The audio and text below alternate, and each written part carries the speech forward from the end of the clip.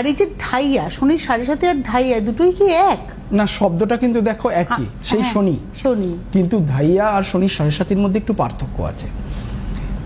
শনির 7.5-এর 3টে ফেজ থাকে, প্রথম 2.5 বছর, মিডিল 2.5 বছর আর লাস্ট 2.5 বছর। প্রথম 2.5 বছর যেটা থাকবে সেখানে শনির 7.5-তে মেন যে প্রবলেমটা হবে, একটা মানসিক ক্লেশ থাকবে, মানসিক যন্ত্রণা, একটা নেগেটিভিটি থটস, ঘুমের ডিস্টার্ব হচ্ছে, আপনি প্রচণ্ড অনেকগুলো বিষয় নিয়ে ভাবছেন বা একটা ভয় কাজ করছে। মাঝের যে সময়টা, এটা হচ্ছে সব থেকে ক্ষতিকারক দিক 7.5-এর সময়। এই সময়টাতেই তোমার অর্থনৈতিক ক্ষতি হবে, এই সময়টাতে সম্পর্ক নষ্ট হবে, এই সময়টাতে গুরুজন হানি হতে পারে, এই সময়টাতে অর্থনৈতিক মানে হঠাৎ করে চাকরি করতে করতে চাকরি চলে গেল, বা ব্যবসা করতে করতে ব্যবসা একেবারেই ডাউন চলে গেল, মানে তোমার অর্থনৈতিক একটা সবসময় সংকট, একটা ক্রাইসিস কাজ করবে, আর রং ট্রিটমেন্ট হওয়ার একটা সম্ভাবনা থাকে। আর শেষ 2.5 যেটা, শেষ 2.5-তে তোমার অনেকগুলো মানে এই অর্থনৈতিক সংকটের জায়গা বলো বা শারীরিক জায়গাটা বলো, এগুলো অনেকটা বেনিফিট হবে, বাট মানসিক জায়গায় একটা ক্লেশ থেকেই যাবে, একটা নেগেটিভ থটস, মানে তুমি হচ্ছে সব কিছু, যেহেতু শনির 7.5 আমরা বলি ডিলে কারক গ্রহ, ভীষণ ধীরে ভীষণ ধৈর্যের সঙ্গে আপনার কাজ পাবেন। আপনি ধরুন আপনি চেষ্টা করছেন করছেন করছেন, ফার্স্ট 2.5 বছরে বিফল হলেন, তারপরে 2.5 বছরে বিফল হলেন, লাস্ট 2.5 বছরে সুফল হলো, কিন্তু সেই সুফলটা আপনি আর নিতে পারছেন না, মানে আপনার চাহিদাটা চলে গেছে, ইচ্ছেটা নষ্ট হয়ে যায় মানুষের। এটা হচ্ছে 7.5-এর একটা ক্যারেক্টার। বাট ধাইয়া 7.5-তে তো আমরা 7.5 বছর ধরে ফল পাই, এবং তার মধ্যে আমি তোমাকে ফার্স্ট 2.5 মানে আগামী ফার্স্ট 5 বছরটা নেগেটিভ থাকলেও লাস্ট 2.5 বছরটা একটু পজিটিভ রয়েছে। বাট আর ধাইয়া মানে পুরোটাই নেগেটিভ, মানে এই 7.5-এর পুরো প্যাকেজটা ঢাইয়াতে চলে আসছে, 2.5 বছরে চলে আসছে। একদমই। এখানে তোমার অর্থনৈতিক ক্লেশ, এখানে তোমার চাকরি চলে যাওয়া, ব্যবসার ক্ষতি, এই সময় সন্তান অমনোযোগিতা হয়ে পড়া, মানে বিশেষ করে ধরো বাড়ির গার্জিয়ান যিনি মেম্বার, তিনি হয়তো পুরুষ, তার ধাইয়া চলছে, বাড়ির প্রত্যেকে এফেক্টেড হবে। বাড়ির মহিলা, তার ধাইয়া চলছে, বাড়ির প্রত্যেকে এফেক্টেড হবে। তার জন্য তার সন্তানের সাথে সম্পর্ক নষ্ট হতে পারে, সন্তানের পড়াশোনা খারাপ হতে পারে, এবং আপনার মানসিক জায়গাটা ঠিকঠাক থাকবে না, স্বামী স্ত্রীর মধ্যে দ্বন্দ্ব। আমরা ধাইয়ার সময় ম্যাক্সিমাম ক্ষেত্রে দেখছি ডিভোর্স হচ্ছে, সেপারেশন হচ্ছে, অ্যাডজাস্টমেন্ট হচ্ছে না।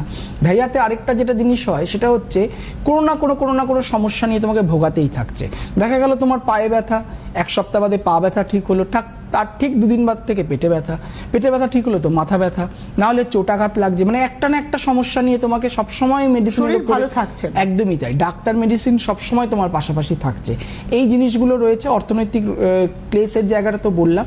এবারে কি হচ্ছে, এই যে ধাইয়া এবং 7.5, এই আরেকটা হচ্ছে ধাইয়াতে হচ্ছে রক্তপাত হয়, মারাত্মক অ্যাক্সিডেন্ট হয়। কারণ ধাইয়া হচ্ছে ওই চন্দ্রের থেকে শনির পজিশন 4র্থ এবং 8ম স্থানে ধাইয়া হচ্ছে। 8ম স্থানে যাদের ধাইয়ার প্রভাবটা পড়ছে সেটা কিন্তু মারাত্মক খারাপ, সেখানে কিন্তু রক্তপাত হবে, অকাল মৃত্যুর সম্ভাবনা থাকে, অ্যাক্সিডেন্টের যোগ থাকে, বা এমন কোনো অপারেশন আপনার হলো যেখানে আপনার ব্লাড লাগছে, হিমোগ্লোবিন কমে যাচ্ছে, ব্লাড লাগছে, এবং আপনার খুব রেয়ার ব্লাড নয়, আপনার রেগুলার ব্লাড, মানে দেখা গেল ও পজিটিভ, কিন্তু তাও সেই সময় খুঁজে পাচ্ছেন না, মানে এই ধরনের একটা ব্লাড ক্রাইসিস হতে পারে। ব্লাড বেরিয়ে যাওয়া, ব্লাড বেরোচ্ছে বন্ধ হচ্ছে না, ব্লাড রিলেটেড কোনো সমস্যা, যেমন থাইরয়েড হলো, প্রেশার হলো, সুগার হলো, ব্লাডের যে ধরনের সমস্যাগুলো আমরা সাধারণত পরীক্ষা করে ধরা পড়ে, এই জিনিসগুলো ভীষণ মারাত্মক। এবং এইগুলোর জন্য আমি সঠিক সময়ে সবাইকে বলি প্রতিকার প্রতিবিধান করতে। ধাইয়া চলছে বিশেষ করে যে রাশিগুলো, যেমন ধাইয়া চলছে এখন ধনু রাশি এবং এদিকে চলছে সিংহ রাশি, তো এদের প্রতিকার প্রতিবিধানের ভীষণ প্রয়োজন। আবার বিশেষ করে সিংহ রাশির তুলনায় কিন্তু ধনুরাশির সময়টা বিশেষ খারাপ। এই সময়টা এখন সিংহ রাশি তোমার 8মটা হচ্ছে না, সিংহ রাশি এই ধনুরাশি হচ্ছে, কিন্তু দেখো ধনুরাশি কিন্তু কিছুদিন আগেই 7.5 প্রভাব পেরোলো, 7.5 পেরোলেই ধাইয়া কিন্তু ঢুকবে। এই যে বৃশ্চিক রাশি এখন নিশ্চিন্তে রয়েছে, আমার 7.5 পেরিয়ে গেছে, বা বৃশ্চিক রাশি বলছি, মকর রাশির অনেক দিনের ক্রাইসিস পিরিয়ড ছিল, কিন্তু মকর রাশির আবার এই ধনু ছাড়বে আর মকরে ঢুকবে। সেখানে মকরকে কিন্তু ভীষণ সাবধানতা অবলম্বন করতে হবে। সুইসাইড টেন্ডেন্সি চলে আসে, যেটা আমার বলা হলো না, আমি নেগেটিভ থটস বলছিলাম। কিছুতেই আপনি বিফল হতে হতে হতে হতে মনে হবে কি দূর, আমি এই জীবনটা রেখে কি করব, মরে যাই। আপনি সুইসাইড অ্যাটেম্পটও করবেন, কিন্তু আপনি মারা যাবেন না। 7.5 খেলা হচ্ছে এটাই।